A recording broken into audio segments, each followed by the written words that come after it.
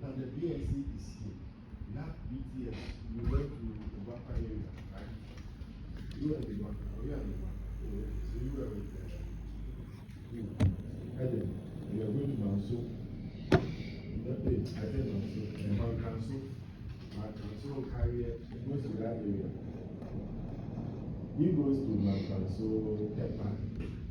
Then he gets to Tepa. Kukukuru, Apachapa, those areas. So just imagine, you have BTSs over there. But what is controlling that BTS is sitting here in Kasi. You have BTS all the way at Mankanso. You have BTS all the way in Ejiso. You have BTS all the way in Ofenso, Akumada. So when you look at the setup or the topology of the network, Ashanti and BA, all the BTSs come to Kasi. Northern and all the regions, they go to the Tamale switch. We have one switch at Tamale. They go to the Tamale switch. That's why we have the Tamale BS4 and 5. But BA and Ashanti, all the BTSs come here to Kasi. So it means that we must have a very good transmission medium to be able to carry all the BTSs here. Did you say GSM?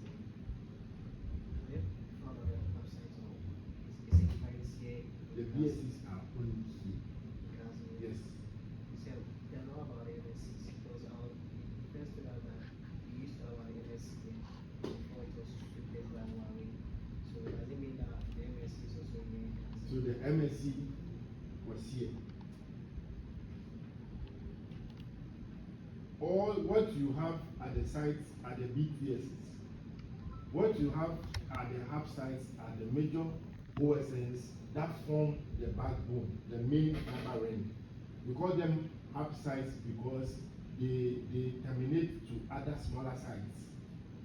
They are in the main transmission ring, and other sites pick from them. That's why I call them hub sites. So from here, we have a major transmission link or fiber route which goes in a ring form to major places. For example, from here to Ginyase, you are receiving. So we go to Ginyase 1. So Ginyase 1 is a hub site. So from here, the fiber from here goes to Ginyase 1, goes through to Moshizongo, goes round down, comes to Western Shaiso, and then it terminates here. That's the major fiber ring.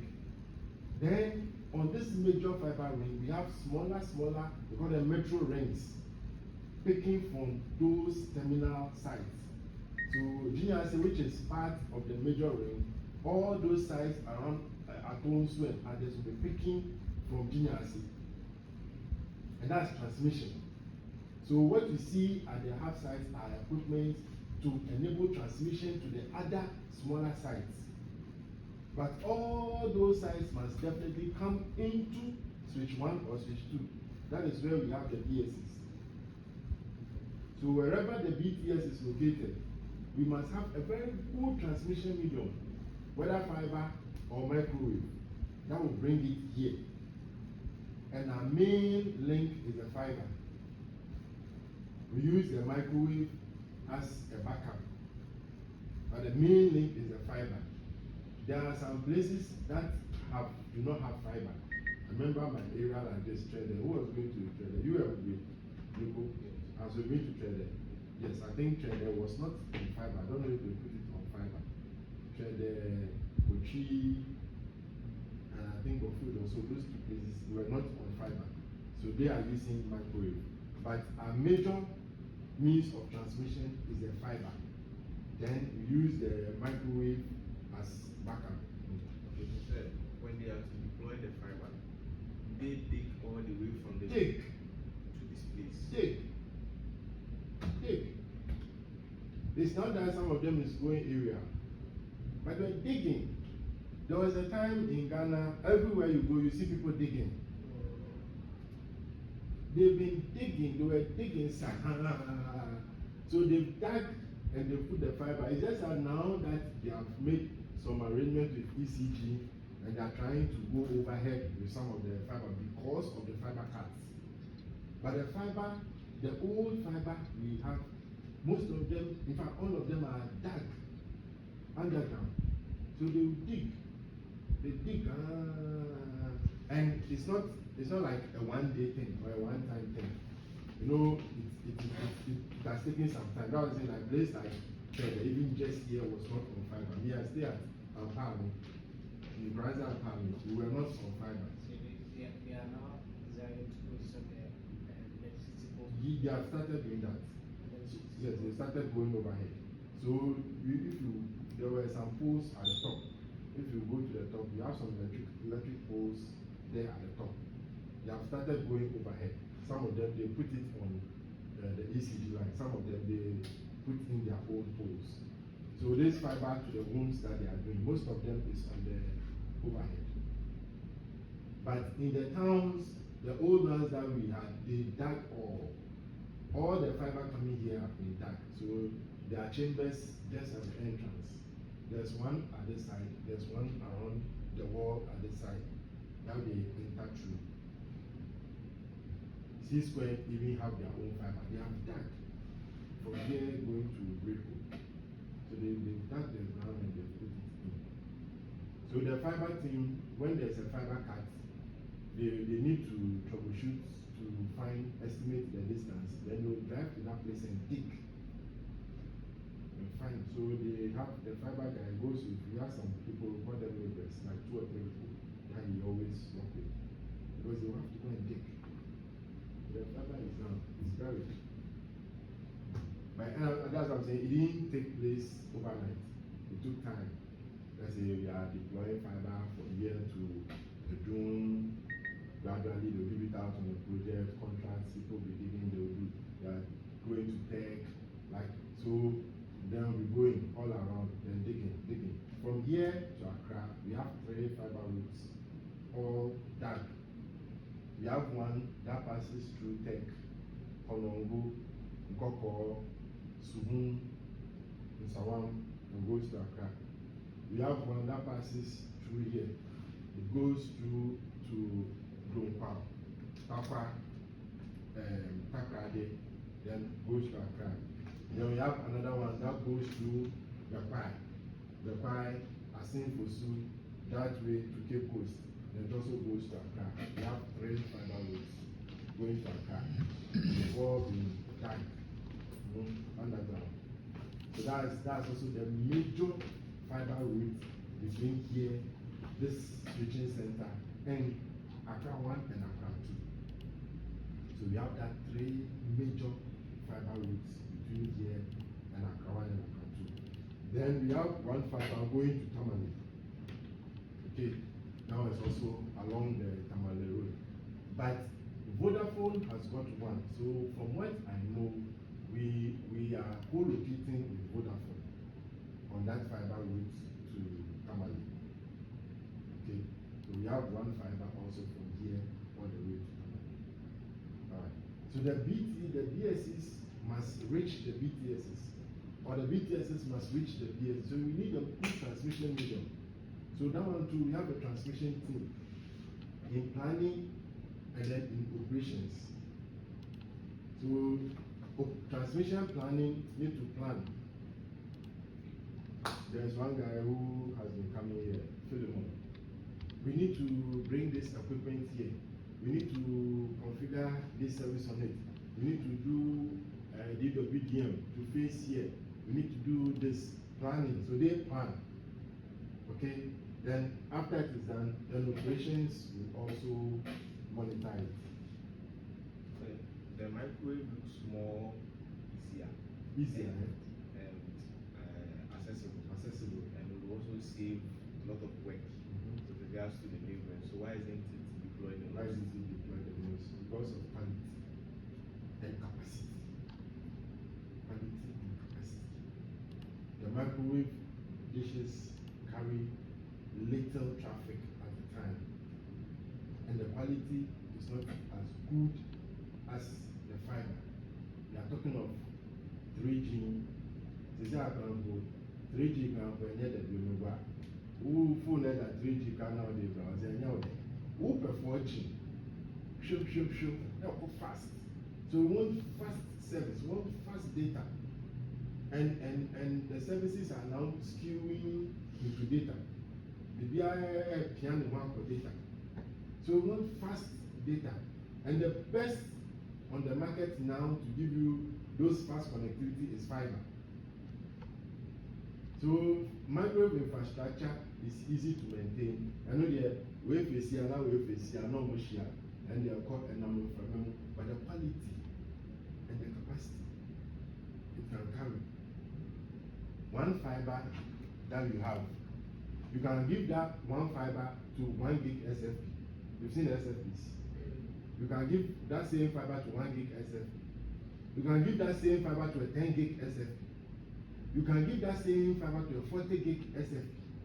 You can even give it to a 100 gig SFP. That should tell you how powerful the fiber is. So the fiber can take a lot of traffic. It can even take 100 gig traffic.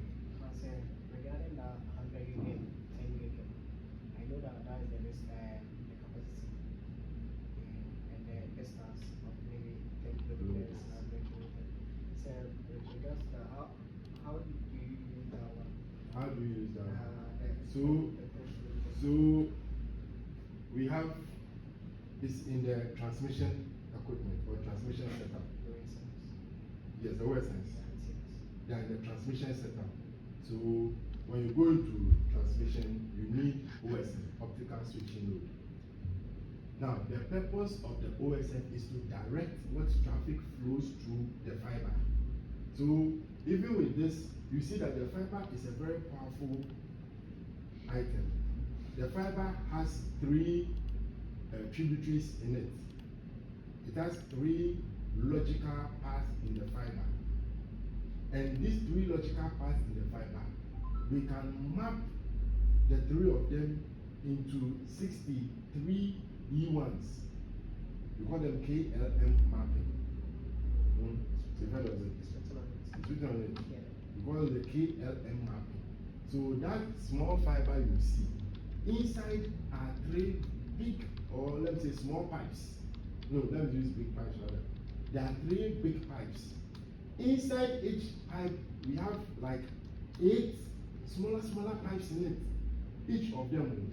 So you can connect, let's say, pick 1 here, 1 here, 1 here to form a link. 1 here, 1 here. So you can create about 63 logical paths in that fiber.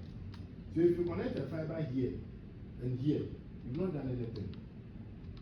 You need to connect it to an equipment that you will tell that, okay, use this for this traffic, use this for this traffic. So you see, you are working around with the same fiber, but you connect it to 1 gig, 10 gig, 40 gig, 100 gig.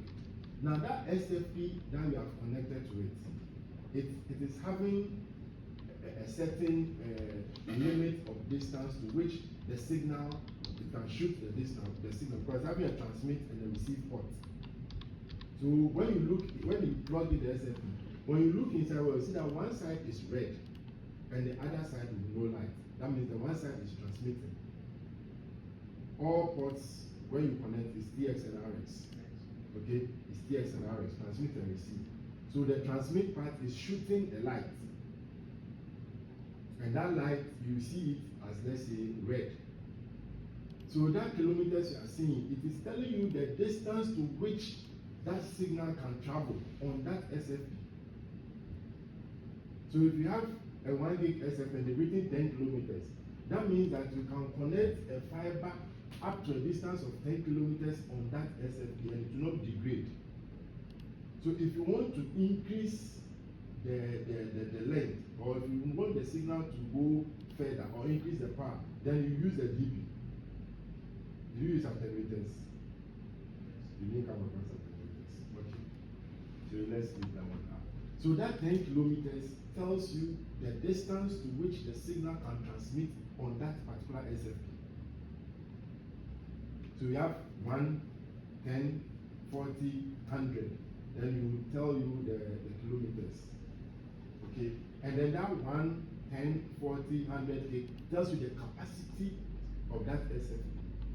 So for instance, you have a site, it's in town, it's in the Doom.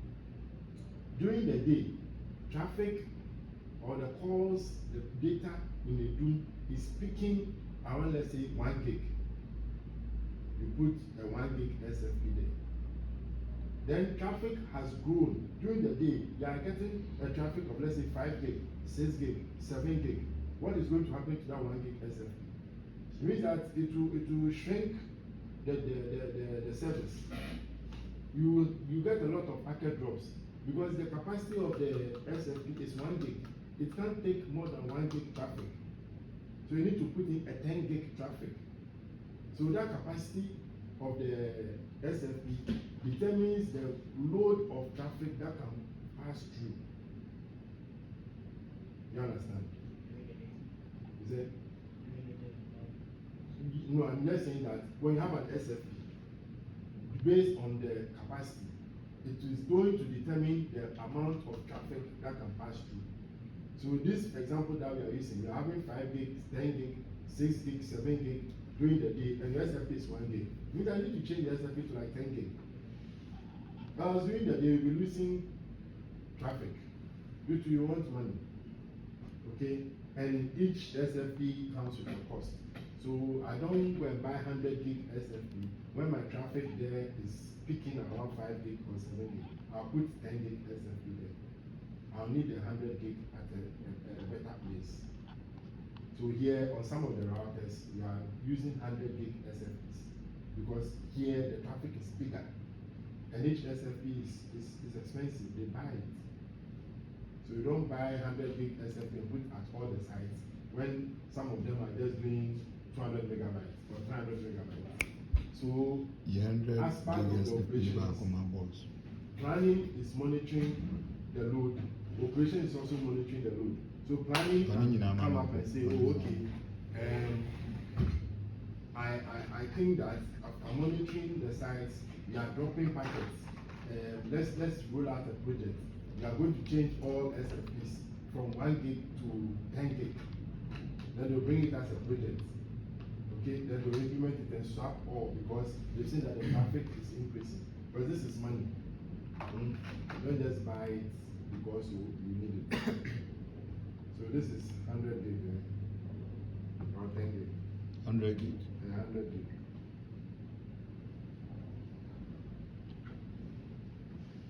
And when I'm a crime, you want to Yeah, 100 gig. Kwame way, no, make clear And it's Kwame. 100 meters. Okay. So you see, this 100 gig is 100 meters. But I've seen 1 gig, 10 gig, which is 10 kilometers. You understand?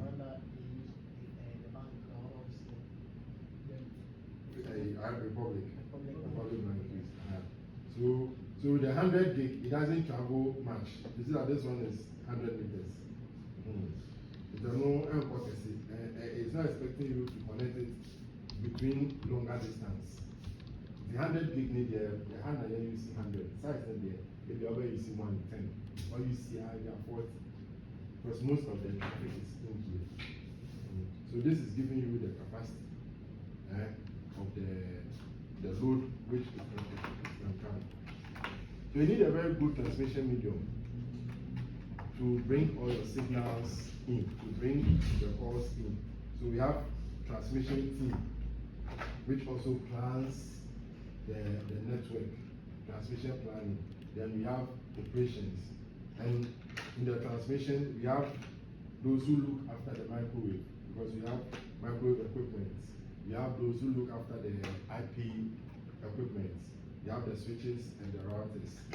Are you familiar with the OSI model? You're familiar with the OSI model.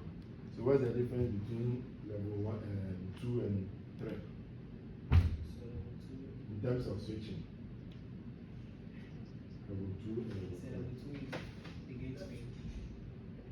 Level 2. Level 2 switching is, how is level 2 switching? From down to How is level 2 switching done? And level 3 switching? You said you are familiar. the level 3 is data link. And so how is switching done on level 2? And how is switching done on level 3? So I know that the router is on level 3. So how is switching done on the router? How does the router do switching? And the one equipment for level 2 is what? Level 2 is The switches. the gate switch. So the switches are level 2, the routers are level 3. So the switches, they switch based on the MAC address. So level 2 switch based on the MAC address, and level 3 is on IP address. Okay. So each layer, those 2 layers, we have level 2 that's switching on IP, MAC address, then this one on IP address. So we have a team for IP. So we have the IP back office team. Okay, we have those who are in charge of the microwave. Okay, all right. So these are the teams that we have. We are looking at the access network from the phone to the BTS to the BS. We need a very good transmission medium. So here we have the TX room where we have our OSS, which take the signals out to the site. So at every site, when who crowd, who OSN. So that was all we did to us. When we went to a site, there was not an OSN, it was rather RTN. You said, what's the difference? And what does it do? Me, I don't know. Me, I don't know. So I know that it carries transmits the signals for transmission. On MTN or on Telecel. So that one, Because RTN, yeah.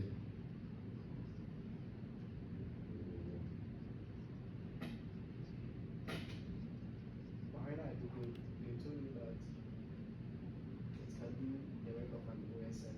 But, Can do the work of- yeah, but the RTN also have its individual characters. For RTN, I don't know whether it's MTN network. I don't know. I think the other time we said it. Maybe we'll ask Sydney. But for MTN network, I know we use the OSNs. We use the OSNs. If there are other transmission items to use, then it's Aviant. I say, apart from the OSN, this ECA, the BBU, there was a small device here. I thought it was what do they call it, a switch at first. Yeah, converter. So I don't know. No, it's not. Zero converter. For some of them, I know they have some converters, convert other Ethernet to the fiber also. Yeah, I saw one at Edgerson. But So this one, let's ask Sydney, because RTN, I don't know about the RTN in MTN, I don't know if it's good network. And somebody was telling me the other time that they use the radio to pick from another site to the site. I think it was you, and we need to check if it's good. I mean, I know that check MTN, it with Mr. Paul. right, he said the same thing. He said it was crazy. He was telling me that. Because MTN, what I know is that I actually grab OSN 550 any day. When you go site. If it's not Huawei OSN, it's either ZT. You have the small one, very small OSN. You get some on the site. Because there was a small device. Yeah, it looked like a switch. Yeah, very small one. So I thought it was like modem that for internet connectivity. For internet connected. Says engineer local site of use. Okay, so that's the structure. Okay, so with the access network, what we read about, the GSM started with 2G. Okay, second generation. In fact, you have 2G, 3G, 4G, you have 5G. Some will read and you say you came across 2.5G, you came across 3.5G. Those are just enhancement of features. Okay, but the generation is 2, 3, 4. Second generation, third generation, fourth generation. Whether it's 2.5 or 3.5, they are just enhancement of what was in that generation. So me, I don't talk that we have 2G, 2.5G, 3G, 3.5G, 4G. No, we have 2, 3, 4. Now, in the 2G, The design for the 2G is to carry voice and data.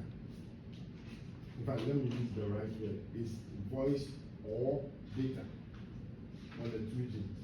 It's voice or data.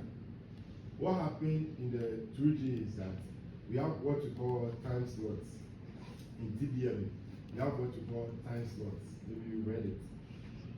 The time slots we are allocated is either for traffic or for signaling. The traffic time slot you are allocated, you can either use it to make a call or you can use it to browse. You can't do the two at the same time. So in 2G, you're either talking or you are browsing. You can't do both of them at the same time. And when you are browsing, it's on GPRS, General Packet Radio Service. That's the smallest browsing unit, GPRS. So when it was enhanced, then we have the eGPRS, the Edge. That's the enhanced form of the GPRS. So somebody will say 2.5G, not 2.5G, but it's still 2G. It's just an enhancement of the GPRS. So you have Edge. So when you're in 2G and you're browsing, you see that you see E on your phone. That's the Edge. That's in 2G. So when that E is there and the call is coming, that E must disappear. Then you pick your call. When you finish picking your call, the E will come and you can browse on 2G. So for 2G, it's either you are browsing or you are making a call. You can't do the two of them at the same time because you allocate you one time slot only. So that one time slot, you either use it for TCH, that's traffic as a traffic channel, or you use it for PDTCH, packet data traffic channel. I've told you already that in the core network, we are doing two things. Packet switching or what? Circuit switching. Remember, we are doing packet switching or circuit switching. So you are either talking on voice, circuit switching, or you are browsing, which is packet switching. If you make a call on WhatsApp, it's not a circuit switch call, it's a packet switch call because you are using data. That is different. That's packet switching. You have traditional circuit switching, which is a voice call that you make. You dial the person's number and you call. That's a voice call. Then we have the packet switching, which is the data. So on the 2G, you either do voice or you do data because you have only one time slot. In fact, some of them you can even be given half a time slot. Depending on the quality of the phone and the compression your phone is using, you can even be given half time slot. That means you are sharing the one time slot with somebody.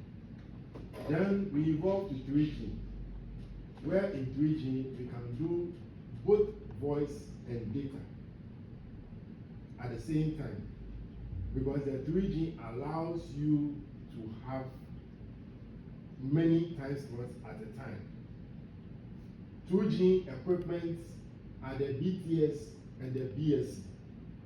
3G equipment are the Node B and the RNC. Different names, but they are performing virtually the same function. Just that one is in 2G network, the other is in 3G network. So instead of using BTS in 3G, we call it Node B. Instead of using BSC, we call it RNC. When you go in there, they look alike. In fact, they are the same hardware. The RNC hardware is also 6910. It is in sub-rack form, the same as the BSC. The only difference is the kind of boards that they use. The RNC uses a different kind of boards, and the BSC also uses a different kind of board. But they are separate on separate networks. 3G and then 2G.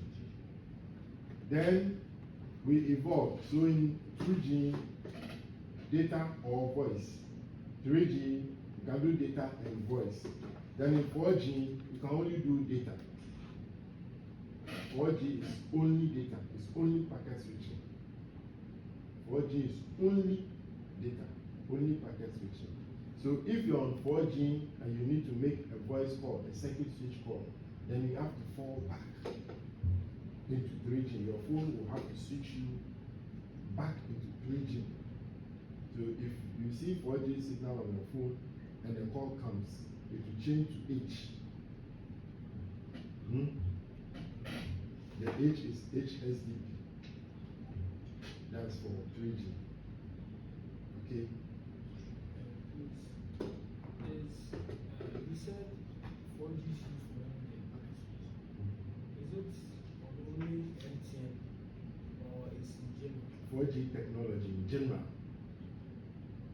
4G technology in general is 4G. It's packet. Assuming 5G. 5G is also data. It's fully data. So when you get a call, it has to come out to 3G. Because and as I said, we are skewing more towards data. So even if you press the star 1 2 4 hash, that one still It has to come to the 3G. that's why I get some other time my grandmother wanted to check the data level the Wi-Fi. That's how I changed everything to 4G. So that's how she tried but Well, it was really so I came out and That's USSD. Yes. So USSD is 2G, 3G. It doesn't work on data. So you can be on 4G, but the moment you want to do star one something, when you are browsing, to shift to H. So what causes those switches? The E, the H plus. Yes, so your phone is a factor, and then the network. So you have configured in the network. We call it CSF. People, I'm not even giving you acronyms. I'm telling you what the acronyms are. Because the other people are giving them acronyms to go and find out. So your first acronym, CSF. CSF. So this CSFB has been configured in the network. CSFB. F, then B for boy. This CSFB has been configured in the network such that when you are receiving a call and you are on 4G, your phone should automatically switch you onto 3G for you to receive the call. So your phone must also play that function. That's why you put it on auto. So almost all phones, you don't put it on 4G only. You put it on 4G auto. Only few phones you have 4G only as part of the options. So most of them is auto. Auto because when the call is coming, you have to fall back. So I'm giving you the FB here. The FB is fall back. So when the call is coming, your phone must fall back for the network to bring you the call. Okay, so your phone plays that role. Well, I'm trying to analyze it. Please, I have the first one is voice over IP. The other time I mistakenly on it. And then when I was doing what he was Telecom. and the question, the second question is, would there be a time that the telecom people using 4G as a means of transmitting calls? So when you set the voice right, were you doing a normal call or a WhatsApp call? A normal call. Okay.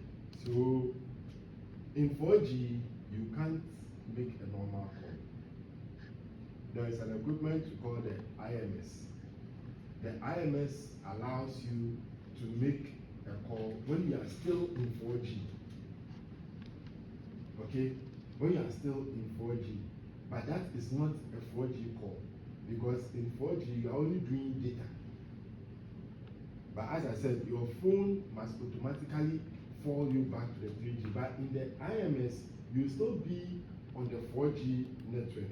But still, you'll be making the voice call because it will route you through the CS traffic using the IMS. So that one, unless you set it on your phone, so to still keep you on the 4G, but the IMS will give you the circuit switch access, because you can't make a normal call on the 4G. You can only do data call on the 4G. But there's an equipment which called the IMS. That's why that option is there. If you know, you select. If you don't like, you don't use it. But once your service is on auto, then it will automatically be switching you down to the 3G. So at first, when we started, the CSFB was not working for most phones. Most phones were not switching back. I don't know whether it was a software issue from the phone or it was the network. So when people keep their numbers on 4G, they say, my friend, my friend, say, my phone be on no, but he's on 4G, and the phone doesn't switch. So if your phone doesn't switch, the call will drop. And that is data. Data is only 4G, packet switch. And as I said, you are skewing towards packet switch. Your second question. Packet switching now is becoming normal. We do a lot of WhatsApp calls, right? We do a lot of WhatsApp calls nowadays. So gradually people are drifting into packet switch calls. But we still need the 2G and the 3G for those of us who are not technology inclined, that the way we see 4G in their calls. So even there was a time we wanted to phase out the 2G, but I realized that yams no doors. Yam phones no doors. You go for baby kita, we still am kita yam phone. So it's how for you 2G no free man. They are sent back. So say the young friends cannot use The young phones are 2G. I'm saying most young phones I've seen are all 2G. In our 2G. You can't use 3G. Yeah, most young phones are not 3G. We need young phones that won't have 3G. The young phones are not 2G. Kitabaku, I have 2G. You can use the 2G for the browser. That's a slow. Slow. Who use your group? Who use your group? So what in the network we have done is that we have set you to idle in 3G. You idle in 3G. It's unyeshia, phone that one unyeshia. Say 3G compatible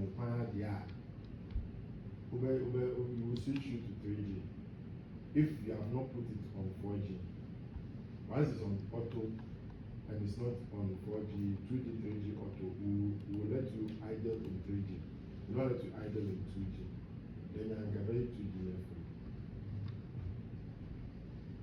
But yeah, that's what you see. So we idle you in 3G most of the time. So the first thing that the book was talking about is it Which one? GSM 450, GSM 900. So those are frequencies. So everything or Ghana, we are using 900 and 1800. Yes. 2100. Yes, for the 3G. Yes. So you go and buy that frequency range. Every telco buys a certain range. NCA will sell it to you. Yeah. NCA will sell a block of the frequencies to you. So the other time we talked about it. So you need to plan, because you need to do frequency reuse. Your frequencies are limited. What you have bought, they are limited. So you need to plan and be reusing them. So you need to plan, like how this TV set is. What you use down here, you can't use it in any of them around it. The only place you can use it is beyond this box, so that they don't cause to bring interference. So you need to reuse your frequencies. You need to plan and reuse your frequencies because they are limited. We talked about 2G, 3G, and 4G. Okay, so in the 2G, the other time we talked about the 900 and 1800. We talked about the sectors. We've done the sectors. So now when you make a call on your phone, the moment you press dial, it leaves the mobile station, then goes to the BTS, then finds its way to the BSC. Then from the BSC, access network ends. Then it enters into the core network. Now, the first equipment it will go to, if it is a call you are making, it will go to the MSC. Full meaning of MSC. Mobile Services Switching Center. Mobile Services Switching Center. Okay. So the first place it will hit is the MSC. If it is a voice call, circuit switch call.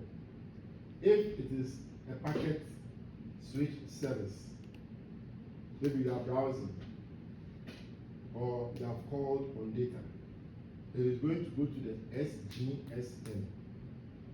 Please add it to your acronyms. If you know them, tell me. If you don't know them, go and find it. SGSM. It will go to the SGSM for packet switch. So we have circuit switch, which is the MSC, and packet switch, which is the SGSM. Whether from the BSC or the RNC, we have these two parts going to the MSC or to the SGSC. Now, when it goes to the MSC, when your call goes to the MSC will do what you call B number analysis. Did we talk about MNP the other time, porting? Okay. So the MSC will analyze the person you are calling. When you are calling, you are the A number. The person you are calling is the B number. Any other person who joins the call is a C number. Any number you add as conference, whether 2 numbers, 3 numbers, we classify them as C number. So the person you are calling is a B number. We need to do B number analysis. We need to analyze the number and locate the person for you. So we look at the number, we perform that B number analysis, and then we route your call to wherever the person is. That's the switching. Now, in the core network, one equipment which is very, very key in the core network is the HLR, Home Location Register. It is very, very important. It contains your MSISDN. In the network, we don't know you by your name. You can take your Ghana card to go and register your SIM. Then they will give you the SIM and you put your phone. We don't know you by your name. In the network or in the HLR, we know you by your MSISDN. So add it to your acronyms. MSISDN. That's what we know you. We don't know you by your name. The only language the equipment understand is MML, man-machine language. That's the only language they understand. So when you go and buy a SIM at customer care and you take your Ghana card and you go and they do whatever they do there is an interface between them that will convert whatever they are typing into commands. Like when you are sending commands for the alarms, it will translate all those into commands and then enter into the HLR. We call it provision. And to provision the number into the HLR, insert the number into the HLR. The only way you can put a data into the HLR is by command. You don't add your date of birth, where you stay, your father's name, your mother's name, your next of kin. You don't need that. In the HLR, we know you by your MSI's name. And there are parameters that show what you, the subscriber, you are supposed to enjoy. So if you are supposed to make calls, if you are supposed to activate call waiting, if you are supposed to browse, whatever parameter send text messages, do call barring, all those are set in the HLR. They are added as a parameter to your MSIs in the HLR. And as part of that, we have a parameter that knows your location, that checks your location. Okay, that's not in the HLR. So the HLR is like the headmaster's office where every student's file is kept. If you are looking for every student, the results, the classes have been through, the punishments, the suspensions, everything is in the headmaster's office. So everything about you, the subscriber, is in the HLR. So the compiler that MTN uses, was it used by Huawei or is it? Which compiler? The one that the MML. So the MML is operator, vendor dependent. So every vendor has its own set of MMLs. So this MML we are using is Huawei MML. We cry the airful. Oh boy, not a mouth. Because this is their graphical user interface. The GUI is very friendly. Yeah. Every more boxes. And they do our own select. By ERICSON, ERICSON, they have a library we call Alex, Active Library Explorer. Command is all we are seeing in a womb. Now, command, who now over show command. Now, what I pay. Now, parameters I was setting. Now, what I pay in we know about LST space ALM never. Now, I click report, but now about the tour. Now, about a cabinet number. Now, the zero show. Now, next one about slot number. Now, the zero show. You might be about ASIA, now compile ASIA. It is creating the command under. But it will be creating the command under. After I send the list ALM port, you should bring a semicolon. No, a colon. Then the next parameter is equal to 0, comma. The next parameter is equal to say, comma. Now end, no, now the semicolon are ending. The semicolon ends the command. Now I send it. So this one, when you are doing it, to be compiling, it to be arranging the command for you. By ERICSON, one of the BBR. So you need to know RxDCP is equal a colon. Then you MO equals RxOTG dash 15 semicolon. Now they are shell. One of the command in another shell. So you need to learn ERICSON. In the measure. And you want to say, I see, let's start. Machine language is C++ or C#. Okay. It's a machine So, language. And I didn't explain it. Your board set ALM port. You know what I see about set ALM port. The moment I put cabinet number 0, no, amount CN is equal to 0, semicolon. I put subrack 0. Amount SRN is equal to 0. So this is the command that it is going. So I can come here, list ALM port, put semicolon here, and then run. Invalid command. Okay. Example on capital. List ALM port. Semicolon. As an invalid command.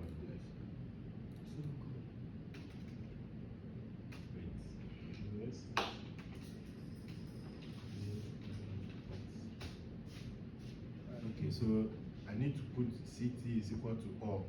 No, non-cop.